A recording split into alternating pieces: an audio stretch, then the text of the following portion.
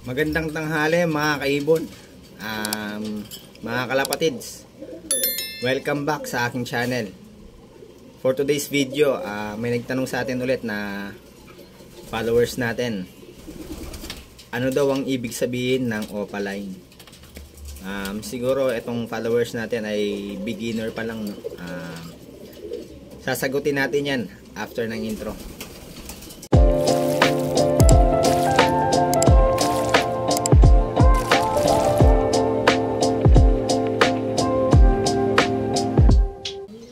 So guys, yung shoutout pala natin mamaya na, no?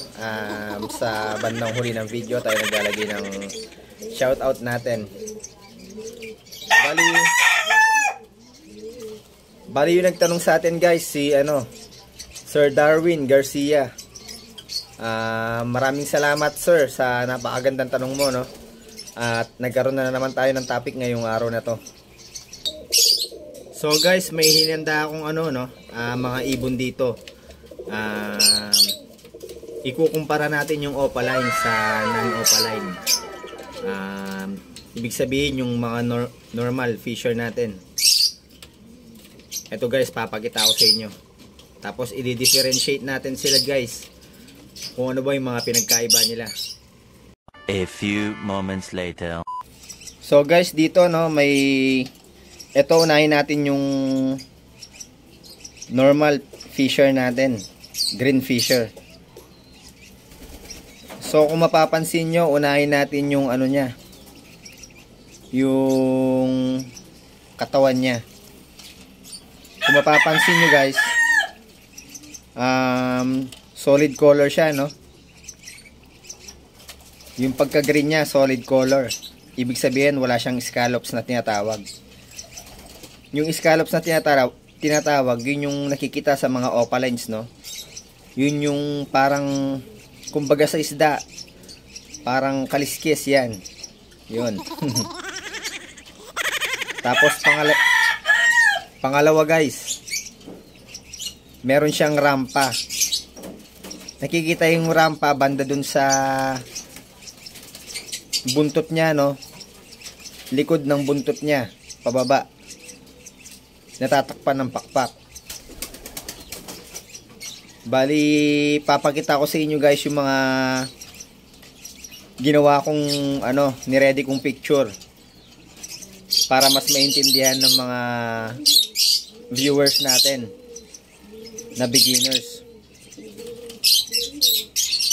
Tapos guys, kung mapapansin nyo yung buntot niya, meron siyang tinatawag na baring. Yung baring guys, yung baring na tinatawag, yun yung makikita mo sa buntot niya yun, parang kulay black dun sa part ng kanyang buntot. Papakita rin natin yung hinanda nating picture guys, no? Tayo gumawa niyan para mas maintindihan ng mga newbie sa pag-aalaga ng ibon. Tapos guys, kung mapapansin nyo yung ulo niya, hindi siya ganun kalinis, no? May pagka-orange na marumi yung ulo niya. Yan yung mga katangian ng isang normal fisher guys.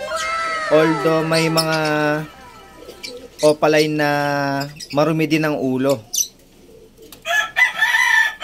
Wait guys, may papakita ako sa inyo na sample ng opalines na marumi ang ulo. A few moments later. So guys, ito isa tong opaline cock. Kung mapapansin nyo yung mukha niya, marumi. Siguro may halo na to na personata, kaya nagkaganyan yung itsura ng ulo niya. Dito naman tayo guys sa green opaline natin. Punta na tayo sa opalines, no? Eto yung opalines. Kung mapapansin nyo, meron siyang scallops na tinatawag sa katawan niya. Yun yung parang kaliskis na nasa balahibo niya, no? Makikita nyo dyan sa bandang likod niya o pakpak niya. Tapos guys, pangalawa, wala siyang rampa na tinatawag dun sa bandang likuran niya. Bali, kung makikita nyo dun sa picture na hinanda ko, ano lang siya, color green lang. Wala siyang rampa na tinatawag. Tapos guys, punta tayo dun sa buntot niya, no. Wala siyang baring na tinatawag guys. Bali, two-tone lang yung buntot niya. Orange at green lang ang makikita mo sa buntot niya. Naganda rin tayo ng picture guys, no. Makikita nyo dyan na two-tone lang ang buntot ng isang opaline. Tapos punta tayo sa ulo niya. Yan, mas malinis yung ulo kumpara dun sa normal fisher natin. Orange na orange ang ulo ng mga opalines. Pero hindi naman lahat ng opalines malinis ang ulo, no, katulad ng sinabi ko kanina.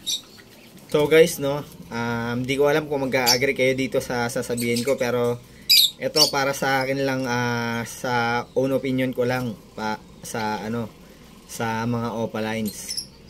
Ang opalines para sa akin, siya yung nagpapaganda sa lahat ng mutation ng mga alaga nating African lovebirds. For example, meron tayong pale fallow. Mas gaganda pa siya kung magiging opaline pale fallow siya. Mas tumataas yung value ng ibon natin kapag nagiging opaline yung ating mga ibon. Bigyan ko pa kayo ng isa pang example. Lutino. Yan, no? Napakaganda ng Lutino, di ba? Pero mas gaganda pa yan kung magiging opaline Lutino na tinatawag natin. Mas tumataas yung value niya, mas nagmamahal yung presyo niya. Para sa akin, yun yung ibig sabihin ng opaline, no? Mas nagpapaganda sa mga mutation ng mga alaga nating African lovebirds. Kung may maidadagdag kayo guys, no, i-comment nyo lang para may matutunan din kami sa inyo. Kasi hindi rin tayo ganun kabihasa, no? Hindi rin tayo ganun ka veterano sa pag-aalaga ng African lovebirds. Siguro nag-start ako mag-alaga nung 2020. 3 years pa lang, no, pero hindi pa tayo ganoon kabihasa masyado sa pag-aalaga ng sa mga mutation ng ating mga alagang lovebirds. So guys, punta na tayo dun sa mga nagpapa-shoutout.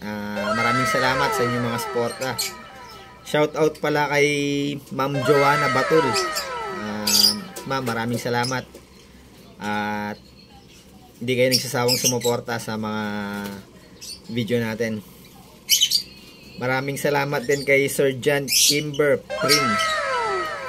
Maraming salamat sir sa suporta. Shout out din kay Jassy Ambrosio. Yun, no? Maraming salamat sir. Siya kay Ma'am Jen Nox. Yun lang. Maraming salamat po sa inyo. Maraming salamat sa suporta nyo. So guys, hanggang dito na lang yung vlog natin ngayong araw na to. Sana marami kayong natutunan. Huwag nyo sana kalimutan mag-follow sa aming Facebook page at mag-subscribe sa aming YouTube channel. Pindutin nyo na rin yung notification bell para ma-notify kayo kapag may mga bago kaming upload na video. Maraming salamat mga kaibon, mga kalapatids. Ingat and God bless.